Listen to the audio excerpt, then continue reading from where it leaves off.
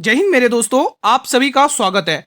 जिस भी स्टूडेंट का पेपर 19 तारीख, 20 तारीख, 21 तारीख, 22 मार्च या 27 मार्च तक एग्जाम है, उनके लिए संभावित पेपर नंबर 2 बहुत ही इंपॉर्टेंट होने वाला है। इसमें मैं वही क्वेश्चंस करवाने जा रहा हूं जो अभी तक 16 तारीख, 17 तारीख और आज 18 तारीख को पूछे गए। तो इन डेट्स में जिनका भी पेपर है मेरे भाई, ये सारे क्वेश्चन रट के जाना, इन्हीं से रिलेटेड पेपर आ रहा है आपके एग्जाम में। ठीक है, तो बिना समय गंवाए स्टार्ट करेंगे पहले क्वेश्चन के साथ। आपकी स्क्रीन पर पहला क्वेश्चन आ चुका है। अशोक गद्दी पर बैठने से पहले कहां के राज्यपाल या वायसराय थे? यह क्वेश्चन पूछा भी गया है और यह क्वेश्चन मैं मॉडल पेपर सीरीज में करवा भी चुका था। ठीक है, फिलहाल आप लोग मुझे इसका आंसर बताइए। इसका सही जवाब क्या होगा? तो इसमें बी और डी वाला ऑप्शन आपको टिक करना है। तो अशोक दोस्तों तक्षशिला और अवंती उज्जैन यहां के राज्यपाल थे दोस्तों। ठीक है, अगला क्वेश्चन देखेंगे। देखो मौर्य वंश से क्वेश्चन तो अच्छे खासे पूछे जा रहे हैं और दिल्ली सल्तनत से भी। ठीक है, अब जैसे एक बेहतरीन सा क्वेश्चन आपकी स्क्रीन पर आ चुका है। कुव्वतुल इस्लाम मस्जिद का निर्माण दिल्ली के किस शासक ने करवाया था? बताइए इसका आंसर कमेंट बॉक्स में अगर आपको पहले से ही आता है। मेरे भाई आप जल्दी से एक बार ये कमेंट कर दें कि आपका एग्जाम किन डेट्स में है, किन शिफ्ट में है और अभी तक एडमिट कार्ड आया या नहीं आया। दोस्तों ये दो क्वेश्चंस के आंसर कमेंट बॉक्स में बता दें। तो मेरे भाई जितने भी स्टूडेंट दोस्तों कुव्वतुल इस्लाम मस्जिद, दोस्तों यहां पर आप लोग क्या टिक करोगे? कुतुबुद्दीन ऐबक। क्या आप लोग भी यही टिक कर रहे हो? बिल्कुल, लाल बख्श भी इसी को ही कहा जाता है। गुलाम वंश का संस्थापक भी इसी को ही कहा जाता है दोस्तों। ठीक है, ठीक है दोस्तों, तो ये कुछ फैक्ट है, आप लोग ध्यान में रखना। चलिए अगला क्वेश्चन। देखो बीच बीच में मैं आपको ऐसा ही फैक्ट करवाता रहूंगा, जैसे कि यहाँ पे देख पा रहे हो। बेगमपुरी मस्जिद ये मोहम्मद बिन तुगलक ने बनवाई, ध्यान रखेंगे। मोठ की मस्जिद ये मियाँ भोइया ने बनवाई, ये भी आप ध्यान रखेंगे। 2.5 दिन का झोपड़ा जो कि अजमेर में था, ठीक है, इसका निर्माण भी दोस्तों कुतुबुद्दीन ऐबक ने ही करवाया दोस्तों। तो बीच में आपको ऐसे फैक्ट मिलते रहेंगे जिससे कि आपका पूरा अच्छे से रिवीजन हो जाए। मेरे भाई पूरी 100% मेहनत करी मैंने आप लोगों के लिए, बेस्ट से बेस्ट कंटेंट दे रहा हूं एग्जाम ओरिएंटेड। तो पूरी क्लास शुरू से लेकर लास्ट तक अटेंड करना है, सारी क्वेश्चन मोस्ट एक्सपेक्टेड हैं। दिल्ली सल्तनत का वह कौन सा सुल्तान था जिसकी घोड़े से गिरने पर लगी चोट के कारण मृत्यु हुई थी? दोस्तों बताइए, बहुत ही इंपॉर्टेंट क्वेश्चन है। चौगान खेलते समय दोस्तों, जो पोलो गेम होता है ना दोस्तों, घोड़े पर बैठकर खेलते, उससे गिरकर मौत हुई थी दोस्तों। तो सही जवाब हो जाएगा कुतुबुद्दीन ऐबक। क्या आप लोग भी यही ऑप्शन टिक कर रहे हो? बिल्कुल टिक कर रहे होंगे दोस्तों। ठीक है, अगला प्रश्न। अपना स्कोर चेक करते रहना मेरे भाई, आप सभी से रिक्वेस्ट है। ठीक है, उच्च न्यायालय के रीट जारी करने की शक्ति के अंतर्गत उल्लेखित है, मतलब उच्च न्यायालय है ना, वो किस आर्टिकल के तहत रीट जारी करता है दोस्तों?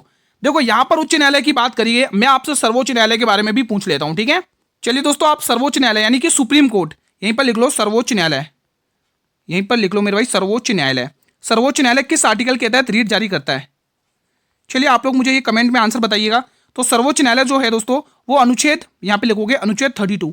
ये वही अनुच्छेद है मेरे भाई, ये वही अनुच्छेद 32 है जिसको बाबा भीमराव अम्बेडकर ने संविधान की मूल आत्मा कहा था दोस्तों, जिसमें इस आर्टिकल में संवैधानिक औपचारिकों के अधिकार से रिलेटेड दोस्तों इसमें कहा गया है। फिलहाल दोस्तों उच्च न्यायालय आर्टिकल 226 यानी कि 226 के तहत रीट जारी करता है और सर्वोच्च न्यायालय जो है दोस्तों आर्टिकल 32 के तहत 5 प्रकार की रीट जारी करता है। ठीक है, तो ये चीजें आपको ध्यान में रख लेनी है मेरे भाई।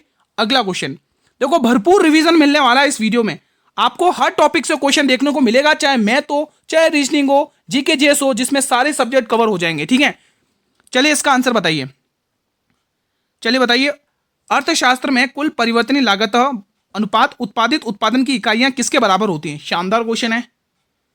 तो जितने भी मेरे भाई औसत परिवर्तनीय लागत टिक कर रहे हैं उनका जवाब बिल्कुल सही है। मेरे भाई एक छोटी सी रिक्वेस्ट है आप सभी से, चैनल पर पहली बार विजिट कर रहे हो तो प्लीज चैनल को सब्सक्राइब करके रख लेंगे, बेल नोटिफिकेशन बेल को भी प्रेस करके रख लेंगे, ताकि आने वाले हर एक नई वीडियो का नोटिफिकेशन यूट्यूब सबसे पहले आपको ही प्रोवाइड करे।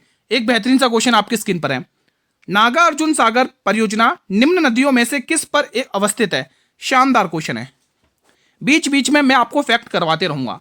फिलहाल कृष्णा नदी अगर आप टिक कर रहे हो तो बिल्कुल सही टिक कर रहे हो, महाबलेश्वर की पहाड़ियों से इसका उद्गम होता है। कावेरी नदी का उद्गम ब्रह्मगिरी की पहाड़ियों से होता है दोस्तों। महानदी का उद्गम दोस्तों छत्तीसगढ़ में दोस्तों सिंहवा की पहाड़ियों से होता है। गोदावरी का उद्गम दोस्तों महाराष्ट्र के नासिक में त्र्यंबकेश्वर पहाड़ से होता है। तो ये कुछ बेसिक फैक्ट है, उद्गम स्थल है, याद कर लेना।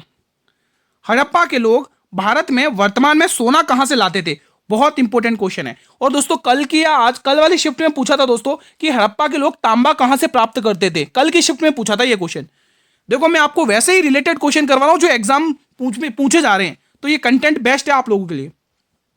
सही जवाब हो जाएगा कर्नाटक। और दोस्तों कहां से लाते थे? कर्नाटक, और यहीं पर देख लोगे अफगानिस्तान, अफगानिस्तान यहीं पे लिख लो दोस्तों, अफगानिस्तान प्लस ईरान, ये दो देशों के नाम और लिख लोगे, यहां से भी प्राप्त करते थे सोना। ठीक है, तो ये सोने से रिलेटेड है। अब आपके स्क्रीन पर जो आ चुके हैं वो आपको ध्यान से पढ़ना है।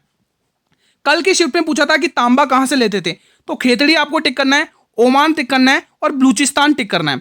चांदी कहां से ये लोग प्राप्त करते थे, अफगानिस्तान और ईरान से। सीसा कहां से प्राप्त करते थे, ये केवल ईरान से प्राप्त करते थे। अगर देखो सोना तो मैं आपको करवा चुका हूं, देखो टीन बहुत इंपॉर्टेंट है, टीन का याद कर लेना। ये लोग टीन कहां से प्राप्त करते थे, अफगानिस्तान और ईरान देश तो था ही था, लेकिन अपना भारत का राजस्थान और हरियाणा देश राज्य भी था दोस्तों, ठीक है, तो ये भी आपको याद रख लेना है। चलिए अगला क्वेश्चन, इनमें से कौन सा शब्द सामान्यतः एक बौद्ध मठ को संदर्भित करता है जिसमें बौद्ध भिक्षु रहते थे। मेरे भाई जो बौद्ध भिक्षु थे उनके निवास स्थान को क्या कहा गया दोस्तों, बताइए कमेंट बॉक्स में। अगर आपको आता है तो इसको कहा गया विहार, ऑप्शन नंबर सी। अगर एक ओवरऑल देखा जाए ना मेरे भाई, तो जो पेपर आया ना वो आपका पूरा प्रीवियस ईयर क्वेश्चन पर बेस्ड ही आया दोस्तों, ठीक है। और वो प्रीवियस ईयर क्वेश्चन में जो मॉडल पेपर सीरीज चालू करी थी उसमें सारे क्वेश्चन करवा दिए मैंने, इंपोर्टेंट प्रीवियस ईयर। भारतीय संविधान का कौन सा अनुच्छेद कार्यपालिका से न्यायपालिका के पृथक्करण से संबंधित है। बेहतरीन सा क्वेश्चन आपके स्क्रीन पर लग चुका है। इसका सही जवाब क्या होगा बताएंगे आप लोग, तो मेरे भाई इसका सही जवाब हो जाएगा article 50, option number A will be the right answer. अगला क्वेश्चन देखेंगे, आपातकाल के दौरान किस अनुच्छेद को निलंबित किया जा सकता है। बेहतरीन और प्यारा सा क्वेश्चन आपकी स्क्रीन पर लग चुका है, बहुत ही इंपॉर्टेंट है। देखो आर्टिकल 23 और 24 क्या है दोस्तों, शोषण के विरुद्ध अधिकार। यहां पर क्या है, शोषण के विरुद्ध अधिकार, शोषण के विरुद्ध अधिकार, ये आर्टिकल आपको ध्यान रखना है, शोषण के अधिकार, ठीक है। इस इन्हीं आर्टिकल्स में दिए गए। आपको कहा गया कौन सा अधिकार दोस्तों आपातकाल के दौरान निलंबित नहीं किया जा सकता है, चलिए बताइए। तो वो आर्टिकल है 20 और 21, ऑप्शन नंबर डी को मेरे भाई जितने भी वीर टिक कर रहे हैं उनका जवाब बिल्कुल सही है।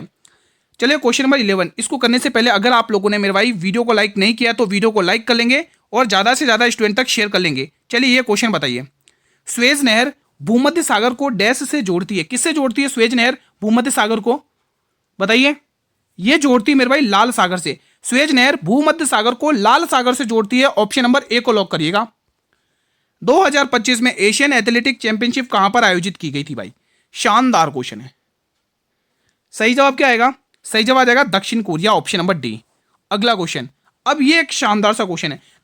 देखो मैं एक बात बताऊं दोस्तों, जो मैथ का पेपर आ रहा है इजी टू मॉडरेट आ रहा है, पेपर को ज्यादा टफ नहीं आ रहा है, खाली एक दो क्वेश्चन में कैलकुलेशन मिल रही है और थोड़ी कैलकुलेशन तो मेरे भाई आपको आनी चाहिए। जैसे कि इस क्वेश्चन में लग रहा है कैलकुलेटिव क्वेश्चन, ए किसी कार को 24 दिन में कर सकता है, बी उसी कार को 28 दिन में कर सकता है। यदि वे पहले दिन बी से शुरू करते हैं और एकांतर दिनों पर कार करते हैं तो कार कितने दिनों में पूरा होगा। दोस्तों अल्टरनेट डेज वाला कंसेप्ट आ चुका है, अब ध्यान से सुनेंगे। पहला धर्म अपना क्या है कि ए गुरु किसी काम को 24 दिन में कर सकता है, बिल्कुल करेक्ट बात है, और गुरु बी इसी काम को मेरे भाई 28 दिनों में कर सकता है, ये भी बिल्कुल करेक्ट बात है, ठीक है। अब इनका एलसीएम लेना है दोस्तों, तो इनका क्या लोगे, एलसीएम लोगे, तो इनका एलसीएम कितना आएगा, इनमें कॉमन क्या आ रहा है, 4 आ रहा है, यानी 4 छंग और 4 सत्ते, 7 छंग 42 और 4 निकालो, 4 दूनी 8, 168 आएगा, ठीक है दोस्तों। यहाँ पर इनका एलसीएम आ चुका है 168, तो इनका एलसीएम कितना आ चुका है 168। अब देखो एक ही क्षमता निकाल लेते हैं, तो 24 का ये कितने गुना दिख रहा है दोस्तों, ये 7 गुना दिख रहा है, 24 सत्ते 168 होता है, ठीक है। और ये 28 का कितना गुना दिख रहा है दोस्तों, 6 गुना दिख रहा है, ये 28 का 6 गुना है दोस्तों, ठीक है। तो ये चीज़ आपने निकाल ली, कोई दिक्कत नहीं है। देखो दोस्तों यहाँ तक तो किसी भी स्टूडेंट को कोई डाउट नहीं है दोस्तों, ठीक है। अब दोनों का दोस्तों, अब देखिए अल्टरनेट डेज कंसेप्ट क्या होता है, देखो समझने की कोशिश करिएगा। पहले दिन दोस्तों किसने बोला, क्वेश्चन क्या क्या रहा है, पहले दिन कौन शुरू कर रहा है, यहाँ से पढ़ लेते।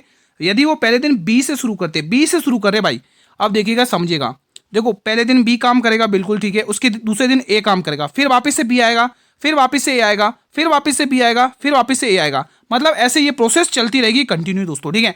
अब आपको इस केस में करना है क्या, बी की क्षमता कितनी है, बी की क्षमता 6 है, पहले दिन बी 6 की क्षमता से काम करेगा, फिर दूसरे दिन ए 7 की क्षमता से काम करेगा, ठीक है। फिर वापस दोस्तों यही प्रोसेस वापस चलेगी, तो इनके 2 दिन का काम निकल जाएगा दोनों को मिला के, तो 6 और 6 12 13, तो इनके 2 दिन का काम अपन को पता चल चुका है। इनके जो 2 दिन का काम है भाई, मेरे भाई 2 दिन का काम है, वो कितना आ चुका है, 13 आ चुका है, 13 आ चुका है, कितना आ चुका है, 13 आ चुका है मेरा, कितना 13 आ चुका है, ठीक है। अब आगे क्या करना है मेरे भाई, अब देखिएगा यहाँ पर समझने की कोशिश करिएगा। देखो क्वेश्चन शानदार है, थोड़े पेशेंस बनाए रखना है, ठीक है। टोटल काम कितना है हमारा 168 है, हमें 168 तक पहुंचना है दोस्तों, कितना 168 हमारा टोटल काम है। तो हमें दोस्तों 13 को ऐसा कुछ मल्टीप्लाई करें कि 168 तक पहुंचना है, तो दोस्तों हम क्या करेंगे, इसको 12 से गुणा कर लेंगे, ठीक है। 12 से गुणा कर लेंगे तो हमें इन दिन को भी 12 से गुणा कर लेना है। तो यहाँ पे देख पर ये तो आगे 24 दिन, और काम कितना हो चुका है भाई, 12 गुणा 13 156 होता है, ठीक है। अभी भी हमें 168 तक पहुंचना है, अभी भी हमारे पास 12 काम बचा। अब काम करने कौन आएगा, बी काम आएगा, ठीक है। बी करने क्यों आएगा दोस्तों, क्योंकि पहले बी से स्टार्ट कर देता है, ठीक है। तो अब बी की क्षमता कितनी 6, तो वो 6 काम और कर देगा आके, एक दिन में और आ जाएगा, ठीक है। तो यहाँ पर आगे आपको एक दिन और बढ़ा लेना है, तो एक दिन और बढ़ा लो यहाँ पर भी, तो कितना हो गया 25 दिन हो यहाँ पर हो गए। अब यहाँ पर एक दिन में वो कितना काम कर रहा है बी, यहाँ पर आप देख पा रहे होंगे एक दिन में वो कितना काम कर रहा है, 6 काम कर रहा है, तो 6 काम इसमें और जोड़ लो, तो अब कितना हो गया 162 काम हो चुका है दोस्तों। कितना हो चुका है 56 और 6 62। यहाँ तक कोई तो दिक्कत नहीं है, कोई दिक्कत नहीं है, ठीक है दोस्तों, कोई दिक्कत नहीं है, बी आ चुका है। अब बारी अभी भी 6 काम की बारी है। अब बारी किसकी है दोस्तों, ए की बारी, लेकिन काम तो 6 ही लेना है, लेकिन ए की क्षमता कितनी 7 है, कितनी है दोस्तों 7 है। तो आंसर क्या आएगा वो देखेंगे दोस्तों, वो देखेंगे यहाँ पर आंसर आएगा 25 सही। 25 सही आ कौन रहा है, काम बाकी जो बाकी काम रहता है वो चीज ऊपर रखते हैं, जो काम बच जाता है वो काम ऊपर रखा जाता है, और जो करने आ रहा है उसका नाम नीचे, मतलब ए की क्षमता कितनी 7 है वो नीचे रखी जाती है। तो 25 सही 6/7 आएगा आंसर। कितना आ रहा है दोस्तों 25 सही 6/7, ऑप्शन नंबर बी में दे रखा है। एक बार इस वीडियो को पॉज करके वापस समझिएगा, हो जाएगा दोस्तों आपसे इजीली, ठीक है। थोड़ा पेशेंस तो रखना पड़ता है, थोड़ा कैलकुलेशन करनी पड़ती है, ठीक है। तो बीच बीच में ऐसे फैक्ट मिलते रहेंगे। अशोक के शिलालेख, 8वें शिलालेख में क्या लिखा गया है, धम्म यात्रा का आयोजन, ये अशोक के 8वें शिलालेख में वर्णित है। अशोक के दोस्तों 14वां शिलालेख और 13वां शिलालेख बहुत पूछा जाता है। 14वें शिलालेख में धम्म यात्रा जो कही थी उसके प्रसार के लिए कुछ प्रयास किए थे, और 13वें शिलालेख तो आपको डबल स्टार लगा लेना, ये बहुत पूछा जाता है, कलिंग युद्ध का वर्णन, ठीक है, जो 261 BC में हुआ था दोस्तों, ठीक है। तो ये युद्ध भी आपको ध्यान में रखना मेरे भाई, ठीक है दोस्तों। तो ऐसे बीच बीच में फैक्ट आपको मिलते रहेंगे। पाउल कट डैश राज्य में मनाए जाने वाले त्योहारों में से एक बड़ा त्योहार है। चलिए बताइए इसका आंसर। तो जितने भी मेरे भाई मिजोरम टिक कर रहे हैं उनका जवाब बिल्कुल सही है दोस्तों, ठीक है। अगला क्वेश्चन, भाई मैंने फैक्ट के साथ वैसे ही क्लास तैयार करी जैसा आपको एग्जाम में देखने को मिलने वाला है दोस्तों, ठीक है। पेपर सेक्शन वाइज बिल्कुल नहीं आ रहा दोस्तों, जैसे आपके ऐसा क्वेश्चन आ रहा है, एक मैथ का आ गया, फिर एक जीके जीएस का आ गया, एक रीजनिंग का आ गया, ऐसा पेपर मिक्सड चल रहा है, सेक्शन वाइज नहीं आ रहा है दोस्तों, ये अच्छी बात है, ये अच्छी बात है, ठीक है।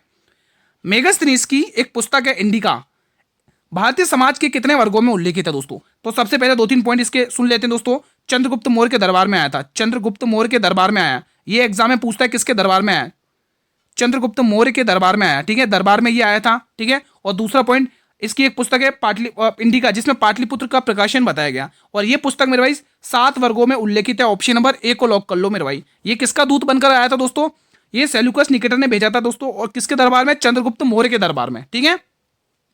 सती प्रथा का पहला अभिलेखनीय उल्लेख उदाहरण किस काल से मिलता है मेरे भाई, बहुत ही इंपॉर्टेंट है दोस्तों, और किसके शासन काल में मिलता है वो भी बता देता हूं। पहले आप टिक करेंगे गुप्त, और गुप्त में भी समुद्रगुप्त,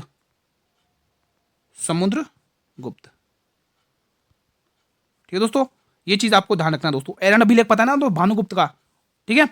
चलिए अगला क्वेश्चन, समुद्रगुप्त की माता निम्न में से किस गण से संबंधित थी। देखो मौर्य वंश से भी क्वेश्चंस पूछे जा रहे हैं, गुप्त साम्राज्य से भी क्वेश्चंस पूछे जा रहे हैं, ठीक है। और ये जो हड़प्पा है सभ्यता है, सिंधु घाटी सभ्यता, वहां से भी क्वेश्चन पूछे जा रहे हैं, और आपके दिल्ली सल्तनत से भी और मुगल से भी क्वेश्चन पूछे जा रहे हैं, ठीक है। तो चलिए ये लिच्छवी दहित्र थी दोस्तों, ऑप्शन नंबर सी अगर आप टिक कर रहे हो तो बिल्कुल सही है। समुद्रगुप्त को दोस्तों लिच्छवी दहित्र भी कहा जाता है। अब आपको 2026-27 का बजट और 2025-26 का बजट दोनों ही याद कर लेने, वहां से भी क्वेश्चन पूछे जा रहे हैं। 2026-27 बजट, 2026-27 से ऋण से जीडीपी अनुमानित 2026-27 में कितने रहने का अनुमान है, यह भी शानदार क्वेश्चन बताइए। तो जितने भी मेरे भाई 56.6% टिक करे उनका जवाब बिल्कुल सही है। चलिए ये बताइए, ये अपने आप में एक बेहतरीन क्वेश्चन है, रीजनिंग का है। अगर आप देखेंगे 12 से वैल्यू 4 हो गई यानी -8 देखने को मिल चुका है, 17 से वैल्यू 9 देखने को मिल रही है यानी -8 देखने को मिल चुका, मतलब -8 लग रहा मुझे। 15 में 8 करो 7, और 7 पे क्या आता है, जी आता है, ऑप्शन नंबर डी। पूरा सॉल्व करने की जरूरत भी नहीं पड़ी, समझ में आ गया कैसे करना क्वेश्चन को। आई होप गाइस कि आपको समझ में आ चुका होगा मेरे भाई। चलिए अगला क्वेश्चन, ओजोन का आणविक द्रव्यमान कितना होता है बताइए, कितने स्टूडेंट बता पाएंगे। तो जितने भी मेरे भाई सी ऑप्शन 48 यू टिक करें उनका जवाब बिल्कुल सही है।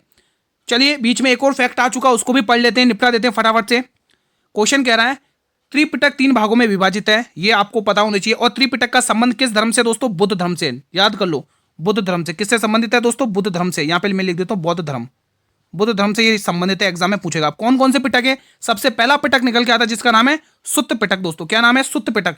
यहाँ पर नाम याद रखोगे सुत्त पिटक, जिसमें क्या कहा गया, इसमें बुद्ध के उपदेश और प्रवचन शामिल हैं दोस्तों, याद रखना एग्जाम के लिए बहुत ही महत्वपूर्ण प्रश्न है, ठीक है।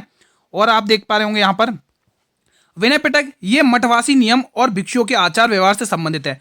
अधिधम पिटक, इसमें बौद्ध धर्म की दार्शनिक व्याख्या और सिद्धांत शामिल है। तो ऐसे व्याख्याएं अपन पढ़ते रहेंगे, बीच बीच में फैक्ट पढ़ते रहेंगे। देखो फैक्ट पढ़ना बहुत जरूरी है, क्वेश्चन 100% आ रहे हैं दोस्तों, निम्न में से किस वर्ष में भील विद्रोह हुआ था? भाई विद्रोह से रिलेटेड पढ़ लेना, आदिवासी विद्रोह अच्छे से पूछे जाए, चाहे वह मोपला विद्रोह हो, चाहे 1857 की क्रांति हो, चाहे संथाल विद्रोह हो, चाहे बिरसा मुंडा विद्रोह हो, ये सारे आपको पढ़ने मेरे भाई। चलिए बताइए, इसका सही जवाब 1818 में ये हुआ था दोस्तों, भील विद्रोह। ये चीज आपको ध्यान में रखनी है। नेट डोमेस्टिक प्रोडक्ट डैश के बराबर होता है दोस्तों, क्या बराबर होता है बताइए कमेंट बॉक्स में। तो जितने भी मेरे भाई डी ऑप्शन टिक कर रहे हैं, जीडीपी माइनस मूल्यह्रास, उनका जवाब बिल्कुल सही है। चलिए एक और क्वेश्चन, सेवा क्षेत्र किसी अर्थव्यवस्था के डैश का एक हिस्सा है दोस्तों, किस प्रकार का हिस्सा है? देखो सेवा क्षेत्र आपको किस में देखने को मिलती है, तो आप ये कहोगे गुरु ये मिलती है, अच्छा प्राथमिक 2 बार हो गया क्या? क्या आंसर टिक करोगे आप इसमें? देखो यहाँ पे सेवा क्षेत्र में क्या करोगे दोस्तों, प्राथमिक की जगह एक लिखो टर्सरी सेक्टर, जिसको आप तृतीयक क्षेत्र कहते हैं, तृतीयक क्षेत्र, यही आंसर आएगा, तृतीयक क्षेत्र। ठीक है, तो यहाँ पे आप सी वाला ऑप्शन टिक करोगे, option number C, tertiary sector. ठीक है, अब एक और बीच में फैक्ट आया, उसे भी हम निपटा देते हैं फटाफट से। गौतम बुद्ध जिसे एशिया का प्रकाश कहा जाता है, अब ध्यान से सुनना, पहला उपदेश सारनाथ यूपी में दिया था, जिसको बौद्ध धर्म में धर्म चक्र प्रवर्तन कहा गया। मोस्ट इंपोर्टेंट फैक्ट है, रट लेना अच्छे से। ज्ञान प्राप्ति उनको हुई थी उर्वेला बोध गया बिहार में, और वो भी कौन सी नदी? निरंजना नदी के तट पर। अब ये भी इंपोर्टेंट है, मोक्ष की प्राप्ति हुई थी कुशीनगर यूपी में, लेकिन उनकी इस घटना को बौद्ध धर्म में महापरिनिर्वाण कहा गया। रट लेना अच्छे से, गृह त्याग घटना रट लेना, 29 वर्ष की आयु में उन्होंने गृह त्याग किया था, और इनकी इस घटना को कहा गया था बौद्ध धर्म में महाभिनिष्क्रमण। रट लेना, स्क्रीनशॉट ले लेना। ठीक है, अगला क्वेश्चन, बहुत मेहनत करिए आप लोगों के लिए दोस्तों कंटेंट बनाने के लिए, तो इतना लाइक और शेयर तो करते रहिएगा। चोल काल के दौरान ब्रह्मदेव प्रकार की भूमि के रूप में जाना जाता था दोस्तों, बताइए। तो सही जवाब आ जाएगा, ब्राह्मणों को उपहार में दी गई भूमि को कहा जाता है। आई थिंक कल की शिफ्ट में ही पूछा था ये वाला क्वेश्चन। इनमें से कौन अकबर के शासनकाल में राजस्व मंत्री थे दोस्तों, बताइए। अकबर के नवरत्न पढ़ लेना, उसमें कौन क्या था, पोस्ट क्या थी, वो अच्छे से पढ़ लेना। फिलहाल आपको पूछा है राजस्व मंत्री, क्या टिक करोगे आप लोग? क्या टोडरमल टिक कर रहे हो? अगर आप राजा टोडारमल टिक कर रहे हो तो बिल्कुल सही टिक कर रहे हो। खानवा का युद्ध किस वर्ष में लड़ा गया था? कल की शिफ्ट में ही वांडीवास का युद्ध पूछा था, 1760 में हुआ था। ठीक है, फ्रांसीसी और ब्रिटिश के मध्य, ये भी मैं करवा चुका हूं दोस्तों मॉडल पेपर सीरीज में। फिलहाल मैं लेके आया हूं, आप लोग निश्चिंत रहें। 1527 में कौन सा युद्ध हुआ था, कोई मुझे बताएगा? ये तो आपको पता ही है, पानीपत का पहला युद्ध हो गया था, पानीपत का पहला युद्ध। ठीक है, पानीपत का पहला युद्ध कौन सा युद्ध हुआ था मेरे भाई? फर्स्ट युद्ध, यहाँ पे मैं लिख देता हूँ फर्स्ट युद्ध हुआ था। ठीक है, आपको पता ही होगा। तो चलिए बताइए आपका इसका आंसर क्या? खानवा का युद्ध कब हुआ था दोस्तों, बताइए। राणा सांगा और बाबर के मध्य हुआ था, यहाँ पे लिख दो राणा सांगा, राणा सांगा, यहाँ पर लिख लो दोस्तों राणा सांगा, राणा सांगा वर्सेस बाबर। ठीक है, राणा सांगा और बाबर के मध्य हुआ था। और इसी युद्ध के बाद दोस्तों इसमें बाबर ने कौन सी उपाधि धारण करी थी? गाजी की उपाधि धारण करी थी। ये क्वेश्चन काफी चर्चित रहता है। फिलहाल 1527 में होता है ऑप्शन नंबर ए। अगला क्वेश्चन, अब एक फैक्ट आया दोस्तों इल्तुतमिश के बारे में पढ़ने के लिए, कह रहा है पढ़ लेते, कोई दिक्कत नहीं है। वास्तविक संस्थापक कहा जाता है, क्यों कहा जाता है? क्योंकि इसने दिल्ली को राजधानी बनाई, एकता प्रथा चलाई। ये क्वेश्चन पूछा भी गया आपकी शिफ्टों में, ये क्वेश्चन पूछा भी गया रिसेंटली। गुलामों का गुलाम कहा जाता है, सिक्कों पर टकसाल लिखवाया, ये बहुत इंपॉर्टेंट है, इस पर मैं डबल स्टार लगा देता हूँ। जीतल और टका की सिक्के चलवाए भाई इसी ने। ठीक है, और दिल्ली में ये तो ज्यादा नहीं, ये बहुत इंपॉर्टेंट है, ये भी पूछा गया आपकी कल परसों वाली शिफ्ट में ही पूछे थे। जिन पे मैं रेड लगा रहा हूँ वो दोस्तों क्वेश्चन पूछे गए आपके कल या परसों वाली शिफ्टों में। ठीक है, सुल्तानगढ़ी का मकबरा भी लगाया, तो जिन पे रेड स्टार लगे हुए वो कल या परसों वाली शिफ्ट में ही पूछे गए क्वेश्चन है। ठीक है, तो ऐसे बीच बीच में फैक्ट आपको मिलते रहेंगे बहुत अच्छी तरीके से। अप्रैल 2025 में साइबर सुरक्षा के लिए ANU लैब द्वारा लॉन्च किए गए प्लेटफॉर्म का नाम क्या है मेरे भाई? शानदार क्वेश्चन है, तो इसका नाम है Q shield. Option number B will be the right answer. अगला क्वेश्चन देखेंगे, आपकी स्क्रीन पर आ चुका है। सिंधु घाटी के लोग डैश बनाने के लिए तांबे और टीन को मिश्रित करते थे मेरे भाई, बहुत इंपॉर्टेंट भाई, बहुत इंपॉर्टेंट है। तो वो क्या सिस्टम है? वो है कांस्य। तो कांस्य को बनाने के लिए दोस्तों तांबे और टीन का मिश्रण करते थे दोस्तों, ये चीज ध्यान रखनी है आप लोगों को। हरिप्रसाद चौरसिया किस वाद्य यंत्र के प्रसिद्ध वादक हैं? चलिए बताइए, बहुत ही बेहतरीन सा एक फिर से क्वेश्चन आपकी स्क्रीन पर आ चुका है। काफी बार देखो ऐसे क्वेश्चन भी पूछे जा रहे हैं, कोई कलाकार का नाम दिया जाएगा और आपसे पूछा जाएगा कि ये किस वाद्य यंत्र को बजाते हैं, तो ऐसे क्वेश्चन पूछे जा रहे हैं, तैयार रहिएगा। फिलहाल आप लोग दोस्तों बांसुरी टिक कर रहे हो तो बिल्कुल सही रास्ते पे चल रहे हो। अगला क्वेश्चन एक बेहतरीन सा क्वेश्चन है, अब थोड़ा पेशेंस बनाए रखना है, अच्छे से समझना है। देखो थोड़ी कैलकुलेशन तो आनी चाहिए मेरे भाई। ठीक है, देखो कैलकुलेशन को तोड़ने के लिए भी मैं आपको डेली क्लास में सिखाता रहता हूँ कैसे कैलकुलेशन को तोड़ना है। ठीक है, एक वस्तु का अंकित मूल्य दे रखा है जो लागत मूल्य से 34% अधिक है। यदि लाभ 10% है तो छूट प्रतिशत पूछ रहा है, तो आंसर प्रतिशत में है, तो इस 578 का कोई यूज नहीं होगा। ये बच्चों को भ्रमित करने के लिए दिया जाता है ताकि बच्चे इसको देख के कंफ्यूज हो जाएं, क्वेश्चन को छोड़ने पर मजबूर हो जाएं। लेकिन आप हमारे स्टूडेंट हो, ये गलती नहीं करेंगे, ठीक है। एक तरफ कॉस्ट प्राइस क्रय मूल्य, दूसरी तरफ सेलिंग प्राइस विक्रय मूल्य, तीसरी तरफ एमआरपी अंकित मूल्य यानी मार्क प्राइस्ड। चलिए क्वेश्चन कह रहा है लागत मूल्य से 34% अधिक अंकित करता है मेरे भाई, ठीक है। तो आप वस्तु का अंकित मूल्य लागत मूल्य से, तो 100 रुपए का कॉस्ट प्राइस था, 34% अधिक यानी 134% पे अंकित कर रहा है। उसके बाद वो कह रहा है यदि लाभ 10% है तो 100 का 10% 10 होगा, तो आप ये कहोगे 110 रुपए का अगर लाभ है तो क्वेश्चन कह रहा है छूट प्रतिशत ज्ञात करिए। भाई छूट प्रतिशत पूछ रहा है तो आप देख पा रहे होंगे कितने की छूट दी जा रही है आपको, गुरु 24 रुपए की छूट दी जा रही है। अब आपसे सवाल कर रहा हूं मैं, आप मुझे बताइए कि छूट किस पे दी जाती है, कॉस्ट प्राइस पर या एमआरपी पर, क्रय मूल्य पर या अंकित मूल्य पर। तो आप कहोगे गुरु ये कैसी बात कर दी आपने, छूट तो हमेशा अंकित मूल्य पर दी जाती है। तो बिल्कुल, तो मान 134 लिखना ना कि 110। जिसने भी 110 लिखा उसका आंसर गलत हो जाएगा भाई, पहले ही बता दे रहा हूं, फिर मत बोलना मेरे से गलत हो गया। और हमें वैल्यू प्रतिशत में पूछी है। तो 2 की टेबल से काटोगे मेरे भाई 12 बार जाएगा, 2 की टेबल से काटोगे 6 बार, और 2 7 14 67 बार, ठीक है। और 100 गुणा 12 100 मतलब कितना होगा 1200, और 1200 डिवाइडेड बाय 67। आप अगर देखोगे दोस्तों ये वन टाइम ही जा रहा है, 67 1 जा 67, एक बार ही जा रहा है, ठीक है। और आप कितनी बार जाएगा, ये एक बार जाएगा, फिर कितना बचेगा आप देख लो।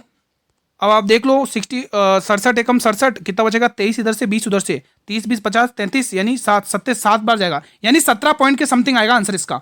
ये वाला आंसर आ रहा है दोस्तों 17.91 के समथिंग, 17.91, क्योंकि मैंने 7 से अंदाजा लगा दिया दोस्तों, 1 से स्टार्ट हो रहा है 7 पे खत्म हो रहा है, ठीक है। तो यहाँ से सी ऑप्शन आपको टिक कर लेना मेरे भाई। देखो थोड़ी बहुत कैलकुलेशन तो आनी चाहिए मेरे भाई, आप एग्जाम पास कर रहे हो भाई। एक और फैक्ट बीच में आ चुका है, उसको भी पढ़ लेते, तुरंत निपटा देते। एशियाई एथलेटिक चैंपियनशिप 2025 की स्थान आप ध्यान रखेंगे गुमी दक्षिण कोरिया। अभी आपसे पूछा था ये कहां पर हुई थी, दक्षिण कोरिया। अब ये कब हुई थी डेट ध्यान रख सकते हैं। भारत का प्रदर्शन इसमें क्या रहा है वो आप देखेंगे। कुल पदक आपको क्वेश्चन पूछेगा कि एशियाई एथलेटिक चैंपियनशिप 2025 में भारत ने कुल कितने पदक जीते, तो आपको टिक करना कुल 24 पदक जीते, जिसमें से 8 स्वर्ण हैं, 10 रजत हैं और 6 कांस्य हैं। और भारत की पोजीशन पूछेगा तो भारत की पोजीशन दूसरे स्थान पर रही है, ये भी आपको ध्यान में रख लेना है। तो बीच बीच में ऐसे फैक्ट आपको मिलते रहेंगे। 14 सेंटीमीटर व्यास वाले अर्धगोले का आयतन ज्ञात करना है मेरे भाई। अर्धगोले का आयतन तो आप सभी भली भांति परिचित होंगे गुरुजी, 2/3 पाई आर क्यूब होता है, ये अर्धगोले का आयतन है। गुरु हमें एक चीज और सिखाई थी आपने कि जब भी हमें व्यास देता है तो हम त्रिज्या कैसे निकालते हैं, तो हमें क्या करना है, डायमीटर व्यास का आधा करना है। तो व्यास का आधा कर लो, यहां पर व्यास का आधा कर लो, तो आपके पास क्या आ जाएगी मेरे भाई, त्रिज्या आ जाएगी। तो देखो व्यास दे रखा 14 और 2 आपको आधा करके, तो यहां से आपको 7, ये क्या आ चुकी है दोस्तों, आपकी त्रिज्या आ चुकी है। क्या आ चुकी है, त्रिज्या। कोई डाउट हो तो आप कमेंट कर सकते हैं। चलो सॉल्व कर लेते हैं क्वेश्चन को, क्या दे रहे फिर, ठीक है। तो 2/3 फॉर्मूले का लिख लो, कोई दिक्कत नहीं है। पाई का मान 22/7 लिखो, कोई दिक्कत नहीं है। और 7 को 3 बार लिख लो, 7 गुणा 7 गुणा 7, ठीक है, 3 बार लिख लिया। अब आपको गुरु 7 से ये 7 गया, बिल्कुल सही है। 7 और 7 49, और नीचे आपको 3 से डिवाइड भी करना है, ठीक है। तो एक काम करते हैं अगले पेज पर लेते हैं, यहाँ पर बात नहीं बनेगी। तो आपको क्या लिखना है, 2 गुणा 22 गुणा 49, 2 गुणा 22 गुणा 49, और भाग में क्या लिखना है 3।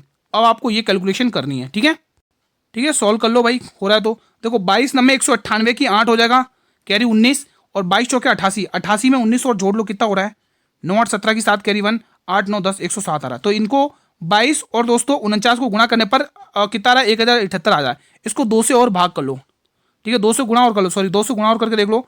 2 8 16 की 6 कैरी 1, 7 दूनी 14, 15 की 5 कैरी 1, 2 1 2। अब इसको 3 से भाग कर लो, 3 7 21 0, 3 1 3, 2 बचेगा, 3 8 24, यानी 701, यानी 718 के समथिंग कुछ ऐसा आंसर आ रहा है दोस्तों। 718 पॉइंट के समथिंग कुछ ऐसा आ रहा है, यही आ रहा है ना, इसमें दे रखा है, ये रहा, ये डी वाला ऑप्शन लग रहा है मुझे। तो 718.3 के समथिंग आ रहा है दोस्तों, ठीक है। इसको डिवाइड करने पर ऐसा ही कुछ है दोस्तों। मुझे ऑप्शन नंबर डी वाला कंफर्म लग रहा है दोस्तों, 100% कंफर्म है, डी वाला आंसर आ रहा है दोस्तों, ठीक है। तो थोड़ी बहुत आज की क्लास में मैंने कैलकुलेशन रखे मैथ के क्वेश्चन, ठीक है, क्योंकि कैलकुलेशन देखने को मिल रही है, आप इससे पीछा नहीं छुड़ा सकते। रेड क्लिफ रेखा किन 2 देशों के अंतर्राष्ट्रीय सीमा पर लगी हुई दोस्तों, बहुत इंपॉर्टेंट क्वेश्चन है। चलिए बताइए। तो पहले एक बार मैं आपको आंसर टिक करके बता देता हूं, भारत और पाकिस्तान, भारत और पाकिस्तान के बीच में रेड क्लिफ रेखा। अब आप ध्यान से सुनेंगे यहीं पर। तो दोस्तों भारत, यहाँ पर दोस्तों भारत को, यहाँ पे दोस्तों क्या है, अफगानिस्तान प्लस पाकिस्तान, PAK लिख रहा हूँ पाकिस्तान के लिए, ठीक है। तो पाकिस्तान और अफगानिस्तान के बीच में कौन सी रेखा है मेरे भाई, डूरंड रेखा, यहाँ पे लिख दो डूरंड रेखा, डूरंड रेखा, ठीक है। और डूरंड रेखा दोस्तों इनके बीच में कब खींची गई, आपको डेट पूछ ले तो 1893 में आपको टिक करना है। अब दोस्तों यहाँ पे इंडिया आएगा, भारत, हमारा भारत, प्यारा सा Bharat, India, India plus INDIA, ठीक है, इंडिया। इंडिया प्लस चाइना, जिसके बीच में कौन सी रेखा है दोस्तों? मेक मोहन। कौन सी है? मेक मोहन। और ये कब खींची गई भारत और चीन चाइना के बीच में? 1914 में, ठीक है। अब 1947 में दोस्तों इंडिया प्लस पाकिस्तान, अभी आपने पढ़ी ना रेड क्लिफ रेखा, भारत और इंडिया, इनके बीच में कौन सी रेखा? रेड क्लिफ रेखा। कब खींची गई? 1947। तो ये छोटा सा फैक्ट बीच में आया था जो आपने पढ़ लिया, ठीक है, रेड क्लिफ रेखा, ठीक है। तो ये छोटा सा फैक्ट अच्छा हुआ आपने पढ़ लिया, कोई दिक्कत नहीं है, एग्जाम में क्वेश्चन बाउंड्री से रिलेटेड आ रहे हैं। अब देखो मोपला विद्रोह किन वर्षों के बीच में हुआ था? बहुत ही बेहतरीन क्वेश्चन है भाई। तो ये 1921 से लेके 22 तक में हुआ था। और कहां पर हुआ था मोपला विद्रोह? दोस्तों केरल में हुआ था, केरल में, याद रखना, ठीक है। अगला फैक्ट आ चुका आपके सामने। अंतर्राष्ट्रीय महिला दिवस की थीम आपको याद रखनी है दोस्तों, सभी महिलाओं एवं लड़कियों के लिए अधिकार, समानता, सशक्तिकरण आदि, ठीक है। राष्ट्रीय विज्ञान दिवस 2028 फरवरी को मनाया जाता है। इसकी थीम क्या है दोस्तों? विकसित भारत के लिए विज्ञान एवं नवाचार में वैश्विक नेतृत्व के लिए भारत को सशक्त करना। देखो थीम से रिलेटेड क्वेश्चन आ रहे। 76वें गणतंत्र दिवस की थीम क्या है दोस्तों? स्वर्णिम भारत और विरासत और विकास, ठीक है। चलिए क्वेश्चन 34, निम्न में से किसने मुंडा विद्रोह का नेतृत्व किया, जिन्हें आदिवासी नायक के रूप में जाना जाता था दोस्तों? किया जाता है, बहुत ही शानदार। चलिए बताइए। तो सही जवाब Birsa Munda, option number B को आपको यहाँ पे लॉक करना है। मालावा क्षेत्र में हुआ था ये। और यहाँ पे मध्य भारत में बस्तर विद्रोह किस वर्ष में शुरू हुआ? ये शानदार सा क्वेश्चन है। तो ये विद्रोह शुरू हुआ था 1910 में, ऑप्शन नंबर ए को टिक करना है। अगला क्वेश्चन, एक दुकानदार X रुपए पर माल को अंकित करता है, 55% की छूट देता है और 55% का वेट लगाकर वस्तु को 486 में बेचता है, तो X का मान ज्ञात करना। शानदार क्वेश्चन है। तो दोस्तों एक काम करते हैं, इसको होमवर्क में ले लेते हैं। एक आध क्वेश्चन होमवर्क में ही रहना चाहिए, क्योंकि डेली स्टूडेंट कमेंट करे कि सर होमवर्क क्वेश्चन आप बिल्कुल भी नहीं देते हो दोस्तों, ठीक है। तो आप सभी के लिए ये क्वेश्चन होमवर्क है। क्वेश्चन नंबर 36 आंसर दीजिएगा कमेंट बॉक्स में, ठीक है। अगला क्वेश्चन, क्योंकि वीडियो भी लंबी पड़ रही है, ठीक है, लेंथ हो रही वीडियो की ज़्यादा, ठीक है। तो तालिकौटा युद्ध दोस्तों याद रखना 1565 में लड़ा गया था, डेट याद कर लो, ठीक है। और विजयनगर साम्राज्य का शासक कौन था? ये पूछा आप सभी से, ठीक है। विजयनगर साम्राज्य की स्थापना हरिहर राय और बुक्का राय ने की थी दोस्तों, मोहम्मद बिन तुगलक के समय। और इसका शासक थे दोस्तों राम राय, ठीक है, ऑप्शन नंबर ए, ठीक है दोस्तों, कोई डाउट तो नहीं है। अगला क्वेश्चन, चलिए ये बताइए, वांडीवास का प्रसिद्ध युद्ध निम्न में से किसके बीच में लड़ा गया? मैंने बताया था ना दोस्तों 1760 में लड़ा गया, ठीक है, मैंने बताया था ना, अभी थोड़ी देर पहले ही बताया था। तो ये ब्रिटिश और फ्रांसीसी के मध्य लड़ा गया दोस्तों, सभी ने टिक किया था क्या? चलिए अब कुछ फैक्ट और याद कर लेते हैं दोस्तों अपन। बजट 2025-26, यहाँ पर 25 है, बजट 2025-26, ठीक है। तो प्रधानमंत्री ने इसे ज्ञान का बजट कहा गया, पहला पॉइंट तो ये याद अच्छे से करना है। 100 जिलों में पीएम धन धान्य कृषि योजना को फोकस किया गया, ये भी ध्यान रखना है। पूरी भारत में यूरिया प्लांट खुलेंगे दोस्तों। ये जो बजट है ना दोस्तों 2025-26 का है, ध्यान रखना, लिखा भी हुआ है, ठीक है, 2025-26 का है, 2025-26 का है। 10 लाख क्रेडिट कार्ड लॉन्च किए जाएंगे। किसान क्रेडिट लाख 10 मतलब किसान क्रेडिट लाख रुपए हुआ है दोस्तों, 10 लाख रुपए का लग रहा है मुझे, 10 लाख होगा दोस्तों यहाँ पे, ठीक है। हाँ, 20 करोड़ परमाणु ऊर्जा मिशन शुरू किए जाएंगे। बीमा क्षेत्र में 100% FDI को मंजूरी मिलेगी। तो ये कुछ फैक्ट है, अच्छे से पढ़ लेना। दिल्ली के प्रसिद्ध लौह स्तंभ, कौन सा लौह स्तंभ का निर्माण किस वंश के शासक ने करवाया था? बेहतरीन क्वेश्चन है, चलिए बताइए। दिल्ली के प्रसिद्ध लौह स्तंभ का निर्माण किस वंश के शासक ने करवाया था? सभी विद्यार्थियों को बताना है। मेहरौली का लौह स्तंभ, बताइए दोस्तों। गुप्त अगर टिक करो तो बिल्कुल सही टिक करो। तो दिल्ली का ये जो प्रसिद्ध लौह स्तंभ है दोस्तों, ये मेहरौली लौह स्तंभ है, मेहरौली। और इसका निर्माण गुप्त शासक में से किसने करवाया था? कोई मुझे कमेंट करके बता सकता है इसका आंसर, ठीक है। फिलहाल आप यहाँ पे ऑप्शन ए को टिक कर लेंगे। अगला क्वेश्चन, क्लास का अंतिम प्रश्न है। संविधान का कौन सा अनुच्छेद राष्ट्रपति को सहायता और सलाह के लिए मंत्री परिषद का गठन करता है? देखो कैबिनेट मिशन वाला टॉपिक अच्छे से क्लियर कर लेना, पहली बात तो ये, ठीक है। अटॉर्नी जनरल आप लोगों को पता ही है, आर्टिकल इसमें 76 में अटॉर्नी जनरल, यहां पे लिख लो अटॉर्नी जनरल आपको टिक कर लेना है, ठीक है। इसमें दोस्तों राष्ट्रपति की क्षमतान शक्तियां, लेकिन फिलहाल हमें तो ऑप्शन नंबर डी से मतलब है, क्योंकि हमारे प्रश्न का आंसर वही है। आर्टिकल 72 में राष्ट्रपति की क्षमतान शक्तियां आप लोगों को पता ही होगा दोस्तों, ठीक है। तो फिलहाल मेरे भाई आज का सेशन में यहीं पर वाइंड अप करता हूं। बताइए आप लोगों ने इन 40 में से कितने क्वेश्चन अटेम्प्ट किए दोस्तों? देखो पूरा पेपर इसी प्रकार से क्वेश्चन आ रहे हैं दोस्तों, पूरे पेपर में यही क्वेश्चंस घूम रहे हैं दोस्तों, इन्हीं से रिलेटेड क्वेश्चंस पूछे जा रहे हैं, जो टॉपिक आज मैंने आपकी स्क्रीन पर रखे। तो मैंने स्टार्टिंग में क्लियर कर दिया था, मैं आपको दोस्तों इस क्लास में वही टॉपिक करवाऊंगा, वही टॉपिक के क्वेश्चन करवाने जा रहा हूं जो आपकी 16, 17 और 18 आज की तारीख में पूछे गए क्वेश्चन है, उन्हीं से रिलेटेड मैंने आपके लिए तैयार किया है कंटेंट, ठीक है। वीडियो पसंद आई तो वीडियो को लाइक कर लेंगे, और मेरे भाई ज्यादा से ज्यादा स्टूडेंट तक इस वीडियो को शेयर करें, ताकि उनका भी रिवीजन हो जाए मेरे भाई, ठीक है। आप लोगों की काम की चीज की सर पीडीएफ कहां पर मिलेगी? तो पीडीएफ आपको टेलीग्राम चैनल पर मिल जाएगी, जिसका लिंक मैंने वीडियो के डिस्क्रिप्शन बॉक्स में दे रखा है दोस्तों, ठीक है, ज्वाइन कर लो, पीडीएफ डाउनलोड करके रिवीजन में लग जाइए। चैनल पर पहली बार विजिट करो मेरे भाई, चैनल को सब्सक्राइब करके रख लो, बेल नोटिफिकेशन बेल को प्रेस कर लो ताकि आने वाले हर एक नई वीडियो का नोटिफिकेशन मिलता रहे आप लोगों को। दोस्तों कोई भी डाउट हो तो आप कमेंट बॉक्स में पूछ सकते हैं। मिलेंगे नेक्स्ट वीडियो में, धन्यवाद।